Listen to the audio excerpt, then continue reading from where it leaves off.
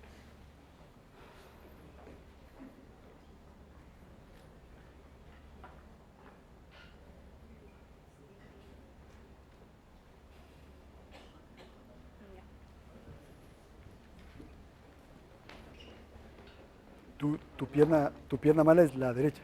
Bueno, las dos. Incluso sí. este es peor que este, ¿Ah, sí? pero no me duele.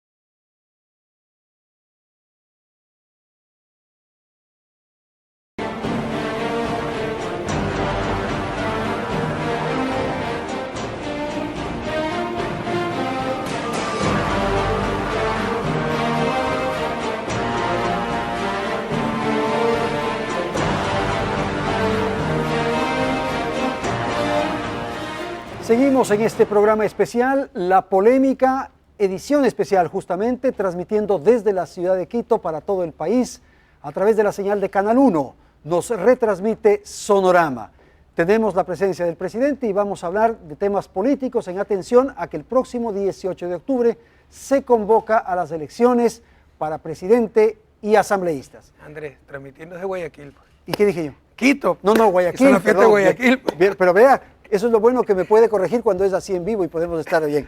Presidente, el tema de la delincuencia es sin duda el tema central de preocupación de todos los ciudadanos.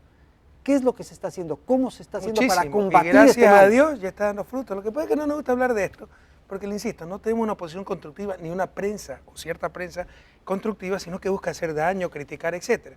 Pero hemos estado sembrando todos estos años. Hasta final de año vamos a tener 425 UPCs en todo el Ecuador. Aquí más de 100 son, ¿verdad, Pepe? Más de 100 solo para Guayaquil. Y ya está dando fruto ese proceso de desconcentración de la policía, más la reestructuración de la justicia y, por supuesto, medidas muy fuertes. Tuve que contratar hasta un asesor especial solo para encargarse de los casos de flagrancia. Porque agarraban a los delincuentes en delito flagrante, 70% liberaban y solo 30% guardaban en prisión. Entonces volvían a delinquir. Ahora la relación es a la inversa, porque siempre hay margen de error, lo que no fue verdaderamente flagrancia, se llega a arreglos con la víctima, etc. Por ahora 70% están en prisión. Y ya se ve ahí, bueno, 2 delitos nos han bajado la cantidad con respecto al 2011, homicidios y por ahí algún otro. Los otros 5 que se da seguimiento han subido, algunos levemente, el que más ha subido es robo de personas, 11%. No se puede diferenciar si es facilidad de denunciar o incremento de delitos, pero asumamos que son incrementos de delitos. La buena noticia es que de junio todos los delitos tienen tendencia Porque negativa. el tema más grave, presidente, es la delincuencia callejera. Sí, y eso es lo que genera este nivel de más fastidia. Eso es lo que más fastidia. Pero mire, se por ha vuelto ejemplo, Quito una de las ciudades más peligrosas en este orden, en la delincuencia callejera de Latinoamérica. Yo recuerdo un Twitter que usted mandó al respecto, pero no creo que sea correcto. Es una encuesta que se ha hecho. Bueno, revise otros indicadores. Por ejemplo, a nivel de homicidio estamos muy por debajo del promedio de América Latina y creemos que vamos a llegar a índices bastante buenos hasta final del año. Pero en todo caso, hace poco agarraron 2 tipos que hacían secuestro express en complicidad con un taxista, que incluso habían violado a una chica. Uno de los tipos tenía 3 detenciones por delitos graves, Ya.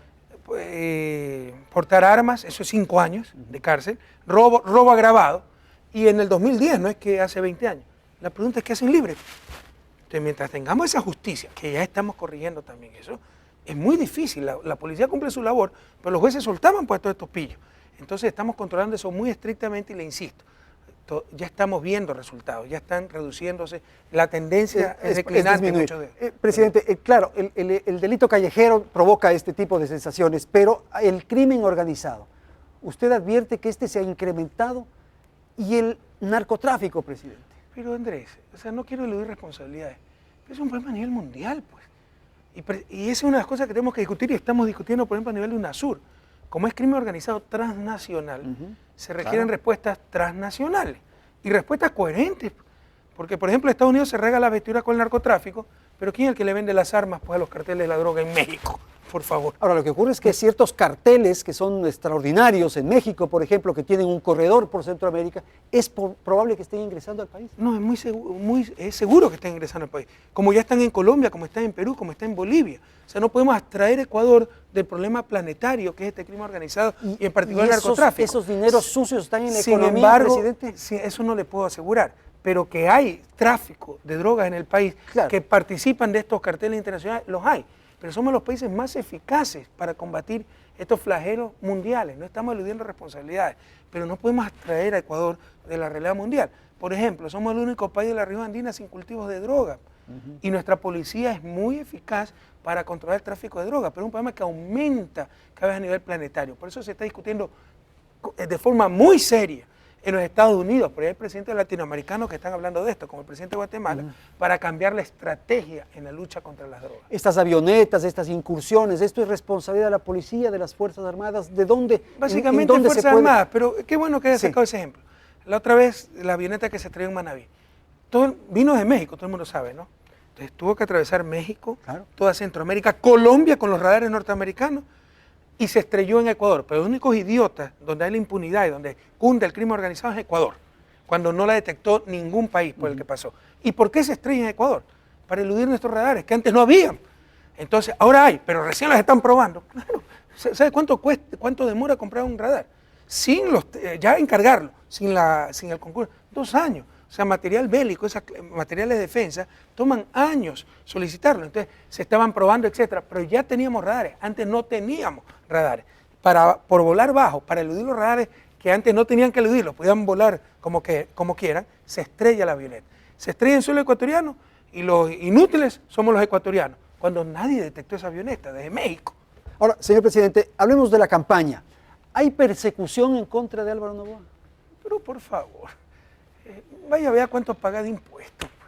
Es descarado. Oiga, no solo eso, es tan descarado el asunto que cuando era inminente, perdón el lapso, que iba a perder los juicios, es que se lanza pues a la candidatura presidencial. ¿Usted cree que ese es un Revise escudo la que fe, él utiliza para protegerse? Para decir que es perseguido político. O sea, primero no paga los impuestos, se le ponen los juicios, empieza a perder los juicios y se lanza como precandidato presidencial. Entonces, como es precandidato presidencial y tiene que pagar impuestos, perseguido político. ¿Quién puede tragarse esa piedra de molino? Pero ¿y por qué se hace justo en este momento toda esta acción? Pero no, es que se está haciendo en este momento, eso lleva años. Se han puesto obstáculos por todos lados. ¿Cuántos años? Aquí está Carlos Mar Carrasco. ¿Cuántos años llevan los procesos contra Álvaro Noboa? Desde el 2007. Pero ha estado demorando, creando incidentes con la cantidad de abogados y poder que tiene. Cuando ya vio que era inminente su derrota jurídica, se lanza candidato a presidencia y para tener un escudo, una protección, como perseguido político. Y esa es una cosa que debe estar muy atento el Ecuador. Hay mucha gente que actúa así. Es decir, así sea el más grande delincuente, y no estoy diciendo que Álvaro Noboa lo es, él no ha pagado impuestos, pero así sea el más grande delincuente, empieza a insultar al gobierno y ya se convierte en perseguido político y víctima de persecución. No nos debemos engañar. Por favor, veamos los hechos objetivos. ¿Usted hizo un acuerdo con Abdalá Bucaram? Nunca. Recuerde que el mismo cuento nos sacaron en el 2006, que yo había viajado 6 veces a Panamá. Yo no conocía la ciudad de Panamá. Lo que pasa es que seguramente usted sabe que el aeropuerto de Panamá es un aeropuerto de conexión. Claro. Usted si quiere ir a Venezuela, Costa Rica, etcétera, pasa por... Yo no conocía Panamá. Yo conocí Panamá en marzo del 2008, cuando después del bombardeo de Angostura hice una gira relámpago por América Latina y fui a visitar a Martín Torrijos. Pero recuerda que era lo mismo, pacto con Abdalá. Oiga, yo en mi vida, una vez, después de dejar el ministerio, me llamó Abdalá Bucaram y me dijo que se quería ser presidente del papel. Y dije, no, muchas gracias, de forma cortés pero firme. Es la única vez que he hablado con ese señor. ¿Y con el hijo? El hijo, pregúntele a mi secretario de privado, Gustavo Yal. Quería un presidente para él solito, 500 veces pidió cita. Y como a cualquier otro asambleísta, creo que se le otorgó 2 o 3 veces la cita para que después diga... Bueno, se reunió 2 o 3 veces con él. Ah, pero como me he reunido pues con los socialistas... ¿Y ahí acordaron algo? ¿Qué vamos a acordar de lo que dice de la traída del padre? Sí. lo que hemos dicho claramente es que nosotros no perseguimos a nadie, ¿ya? Y que marche la justicia. Pero entonces después, que el pacto político Sí, y claro. las tonterías de siempre, no son las mentiras que se siembran en ¿Pero este usted cree que Abdalá podría ser candidato a la presidencia de la República? O sea, yo creo que sería una vergüenza si un tipo como Abdalá fuera candidato sin haber respondido todavía a la justicia ecuatoriana. Pero eso dirá el Consejo Nacional Electoral, no yo. ¿Lo de las firmas está resuelto desde su perspectiva? No, la primera parte, lo que usted decía hace un momento. El Consejo Nacional Electoral le tocó la parte administrativa. Y recuerde lo que querían algunos, que con firmas falsificadas se califiquen ciertos movimientos. Ya está esa parte administrativa. Ahora hay que ver la parte penal, pues. Claro, Ha los habido responsables. falsificación, robo de base de datos, manipulación al interior del Consejo Nacional Electoral. Pero eso le corresponde investigar A la Fiscalía. justicia. Señor presidente, ¿usted tiene una sospecha de qué es lo que ocurrió? ¿Fue alguien que ingresó a la base de datos, que manipuló? Sí, sí. Eso parecería que es lo lógico. Robaron bases de datos del Consejo Nacional Electoral. Algunos movimientos contrataron personas para que empiecen con esa base de datos a llenar las firmas a diestra y siniestra. Claro, y se volvió medio trágico y cómico porque cambiaron los nombres de un partido al otro, pusieron al uno y al otro, jugando con una cosa que También es hubo extremadamente manipulación delicada. de la base de datos Claro, al interior se del ve, es Consejo Nacional evidente. Electoral. Ahora, los partidos en esta revisión que se hizo, ¿ya están listos? ¿Van a anunciar? No entiendo que mañana o pasado, ¿ya quiénes son los que finalmente están listos? Oiga, pero no es que era toda una trama para ser partido único. ¿Dónde quedó ese discurso? Y algunos medios de comunicación también insinuaban eso, ¿no? No es que nosotros manejamos el Consejo Nacional Electoral y todo era un plan para que Alianza País sea partido único como en Cuba. ¿Dónde quedó pues todo eso? ¿A usted le parece que los que están son los que deben estar? ¿O hay alguno que le hace falta? Yo creo, si me piden mi opinión, y nunca eludo dar mi opinión, ejerciendo mi libertad de expresión, yo creo que incluso 11 partidos, creo que 11 son los nacionales que han sido Los que se calificados. han calificado. Es demasiado para un país como Ecuador. Ecuador necesita 4 o 5 tendencias muy marcadas con posiciones muy claras y suficientes, ¿no? Izquierda, centro y derecha, ¿no es cierto? Más o menos. Y ojalá que no haya Alberto cabida Acosta para el en la populismo. izquierda, Guillermo Lazo en la derecha y usted en el centro. No, nosotros en la ¿Cuál es el izquierda, cupo suyo, el espacio MPD suyo? y Pachacuti con Guillermo Lazo, y tal vez sí avanza los socialdemócratas en el centro, porque no he visto quiénes han votado recurrentemente estos años con la derecha. Usted está en la El izquierda. mejor defensor de la derecha de este país se llama MPD. Ya. Usted está en la izquierda con Alberto Acosta. No, tampoco, porque hay que ser una izquierda consecuente, no la izquierda infantil que es funcional a la derecha, ¿no? Pero esa izquierda, Sí. inconsecuente desde su perspectiva, ¿le quita votos a usted? ¿Quiere que le diga la verdad? Las encuestas nos dicen que le está quitando votos a Guillermo Lazo. Porque ¿A la hay un- derecha? Sí, porque hay un sector que nos detesta y es capaz de votar por cualquiera menos por Ah, Correa. sí, claro. Con tal de que no sea y Rafael nosotros Correa, tenemos una cualquiera. votación muy dura.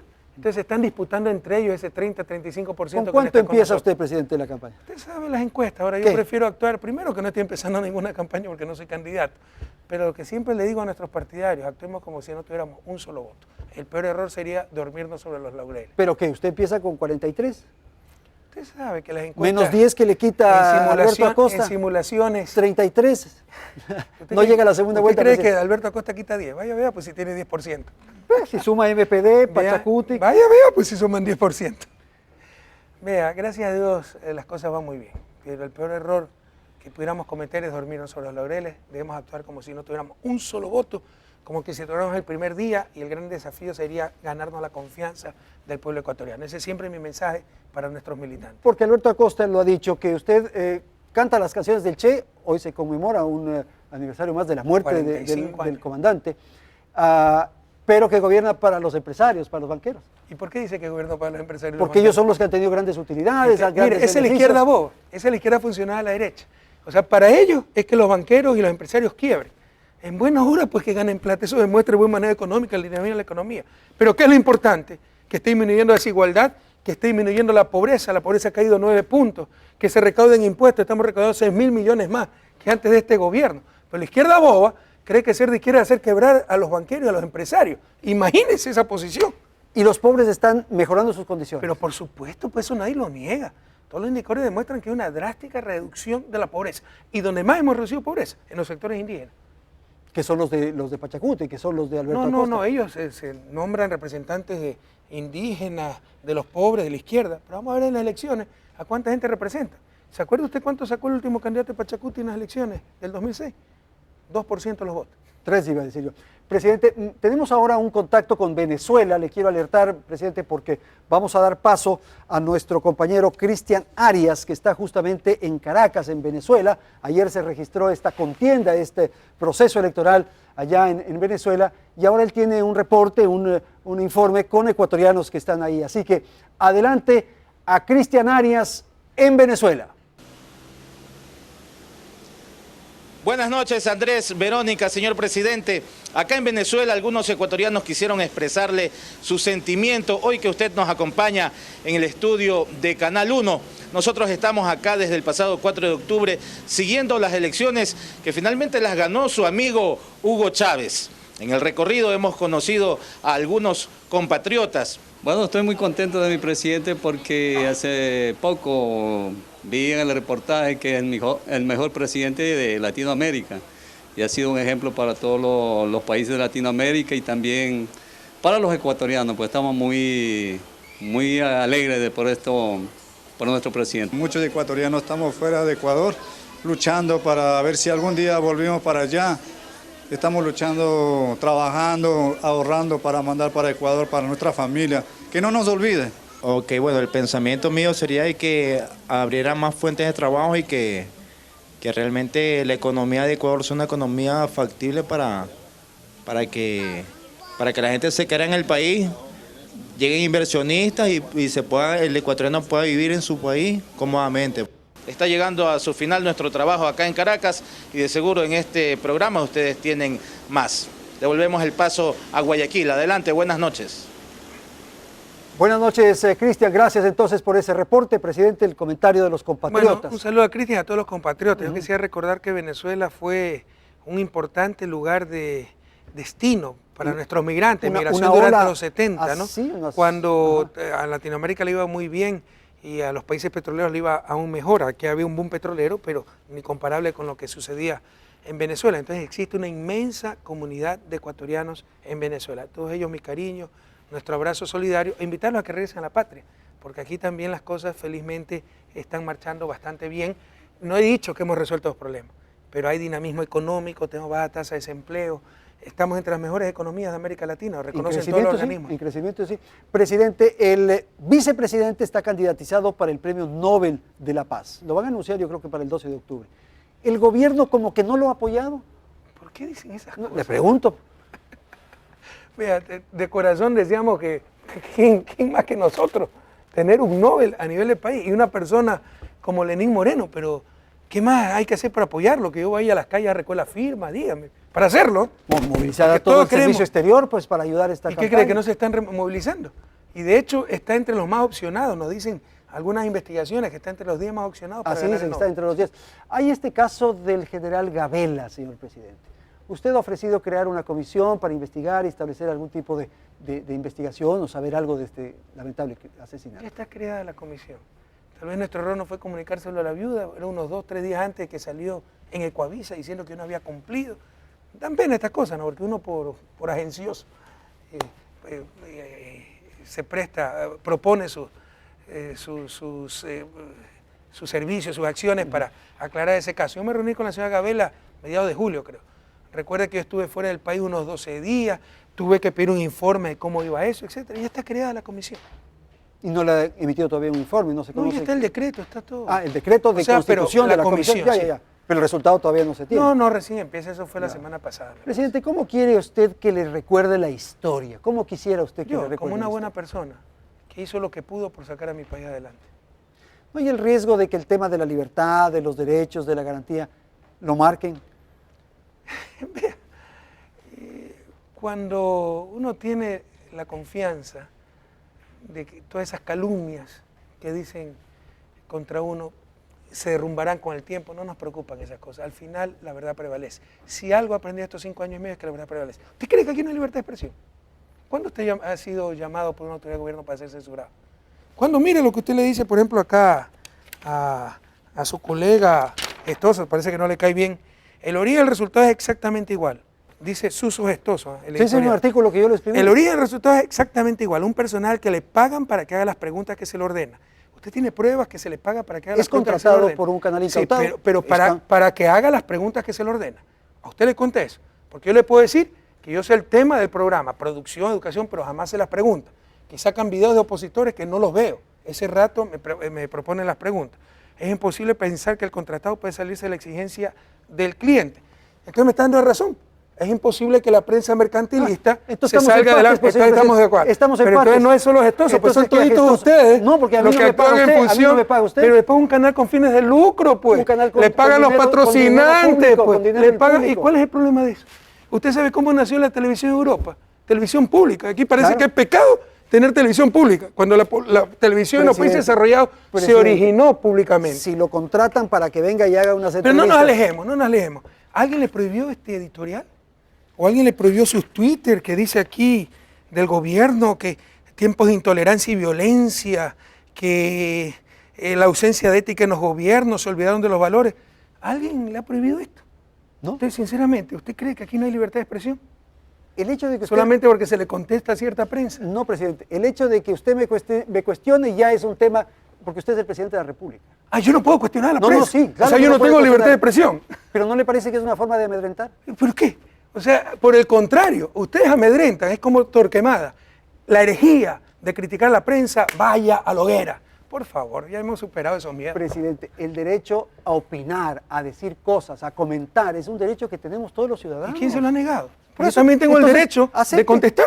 No, si es que yo me equivoco. Más sí, claro. aún, y no se equivoca cuando dice, No. cuando usted asegura, usted puede asegurar que las preguntas con el programa Gestoso son preparadas.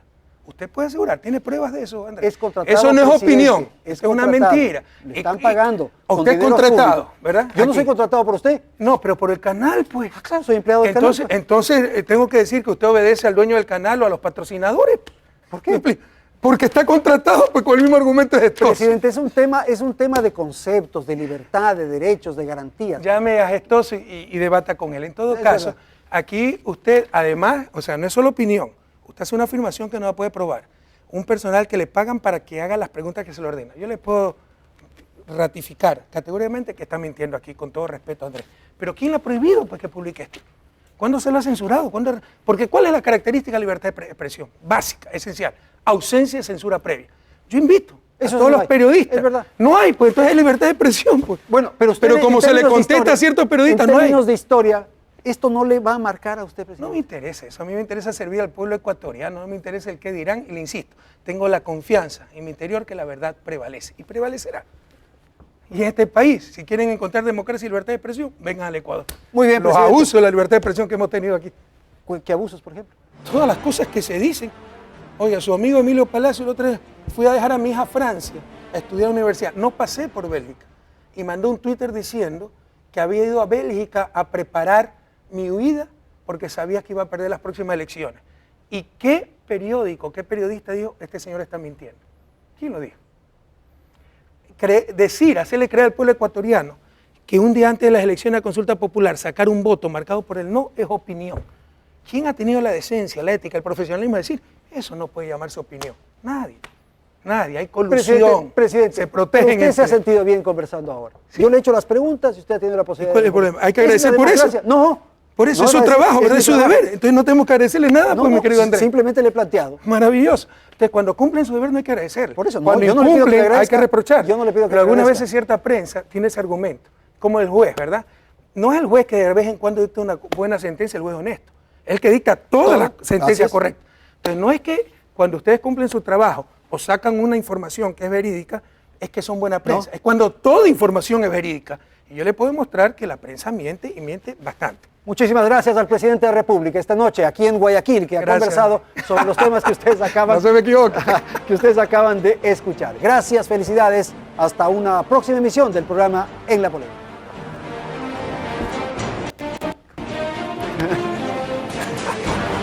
Pero de Gestoso, presidente, tú sabes.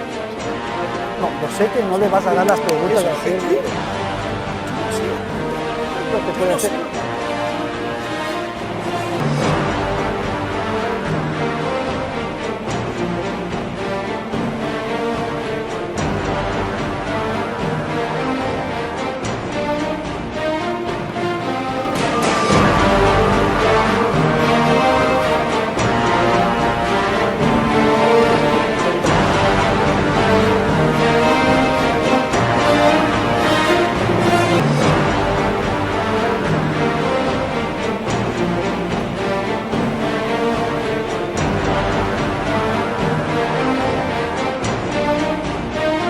Canal 1 presentó un especial en la polémica.